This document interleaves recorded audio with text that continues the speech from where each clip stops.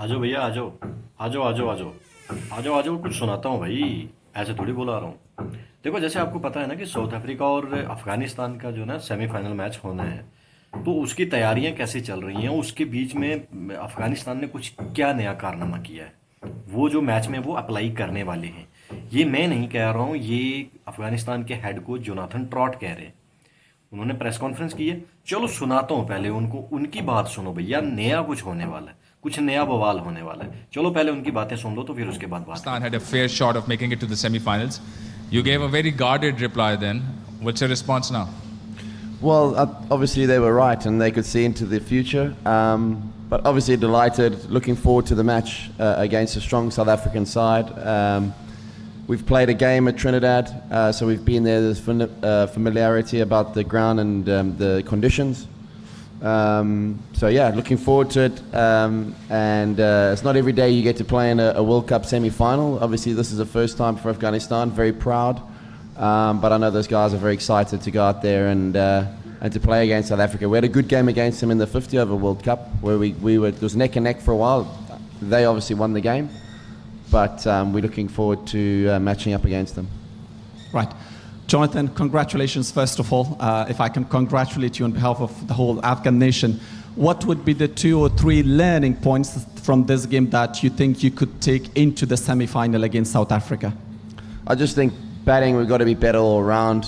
We left a lot of runs out there. Yes, it wasn't the greatest of wickets, but so many times just bat on ball. We just missed so many balls where we could have got singles or perhaps looked to hit it in the gaps. But just a little bit of nous or experience. I'm not sure if it's a little bit of nerves. But heck, you know, we're in the semi-final now, nothing to lose. You know, very, very positive from now on in. But by no means do we feel like we're going into the semi-final just to compete. We're there to win the semi-final. We've beaten some major teams. We've won by large margins. We've won by tight margins. We've won in close games. So that's going to serve us well going forward to the semi-final. Some of us felt that probably some of the over-celebration from the Australian game might have impacted the performance in today's game. It's going to be an even bigger celebration today. Are you in any way concerned that that might impact the game against South Africa as well? Do you want to stop them in their steps and tell them, wait, there is another huge game coming up? No, I think it's important to celebrate moments, but I think what the real world-class players do or teams do is they're able to switch on and off at the right times. And I think for our guys, this is a new experience. This is a new type of pressure as well. So they get into grips with it. The more they're playing these types of games, the more accustomed they'll come to having the highs and lows that international cricket gives you. But how to deal with it and stay on the right side of, you know, where you want to be mentally, whether you want to be over ambitious, overstimulated, you know, type thing, or you're too laid back. I think today we needed to be a little bit more ambitious with what we did. When you took over as the Afghanistan head coach, did you at some point feel that this team could achieve what they have achieved today? And if I can put it bluntly to you, Jonathan, is it really happening? Do you believe this team could actually go on and achieve something that I don't even want to mention? When I took over, yeah, I was astounded by the talent that I saw. I remember my first series was against Ireland, and I saw a few of the batters play some shots that were just, I had no idea how good they were. But there was a certain rawness to it all, and a sort of very, very sort of no real structure to how the game was played or thought about. Very talented, but the game is played, you know, very mentally as well, and becoming more structured, professional in the way that they approach the game, the way that they think about themselves and their teammates is the most important thing. So I've just tried to change those things or try and add here and there. At no stage have I tried to, you know, clip anybody's wings or heart or, you know, rein in anybody with regards to their flair and talent. It's trying to add to it and make, you know, the bow of the arrow, if you like, even stronger, so that they can go for longer, win more games, and shoot for the stars even further away.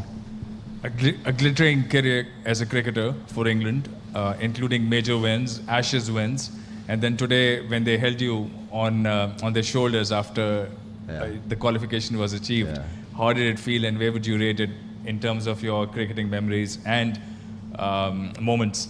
Yeah, it's a real surreal moment, I should say. The whole thing, the whole day, the last 4 hours, I have no idea what happened. It's so topsy-turvy, and it started well. We wanted to bat. We knew it wasn't a great surface, but we wanted to get at least 140, 150 and give ourselves a chance, and knowing that they needed to do it in just over 12 overs, I think it was. So, and that would play into our hands. But then, yeah, so it was a real tricky one, and boy, it's you know, we keep we keep entertaining people with the games of cricket that we play. It'd be nice to let's get back to winning by big margins. That'd be great. Again, if you can rate this amongst the moments or memories as a cricket player and now as a coach. I certainly think it's up there with that. One of the proudest moments that I've, certainly as a coach, but as a player, I think it's a different perspective you have and a different appreciation for things. As a coach, you're not really in control that much. You can sort of guide and help and plan. As a, you know, that you don't have that, you have that highs and lows, and that's why I coach, because I still have that highs and lows. I still long for those feelings. When you leave the ground, you're going to have that high, and sometimes, you know, the lows of, you know, games when you lose is what actually drives you for the next challenge, and it's a bit similar to playing.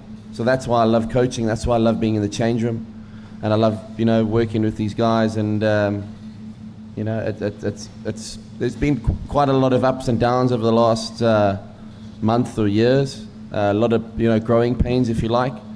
But you see the guys tonight or a couple of nights ago, and the smiles on their faces, and the country all happy, and hopefully cricket, you know, being re-energized, and new people playing the game, you know, in all different parts of the countries and the world that this stage is on.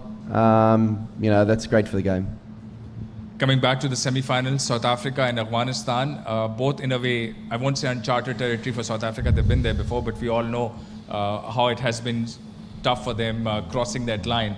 Afghanistan, first timers in the semi-finals. So what do you think would the mindset be of both teams? Of course, you've spoken about your team already, but South Africa, and they've also won some really close games, including last night against West Indies. So what all to expect and what all to look forward to from an Afghanistan perspective as well as an overall perspective on the semi-final? I think it's a case of us just looking at what we need to improve on, which is a few little areas. Nothing too major, just tighten up. And I think it's just a mind sort of mindset shift, if I like. But I also think, you know, we go into semi-final with no scarring or no history with regards to semi-finals. This is uncharted territory for us. Just going to go out there and give it our all. There's no, you know, preconceived ideas on it all, or history of failure or success in semi-finals in past years. So for us, it's a new challenge, and I think that makes us dangerous in the semi-finals as a side, with nothing to lose, and obviously a lot of pressure on the opposition.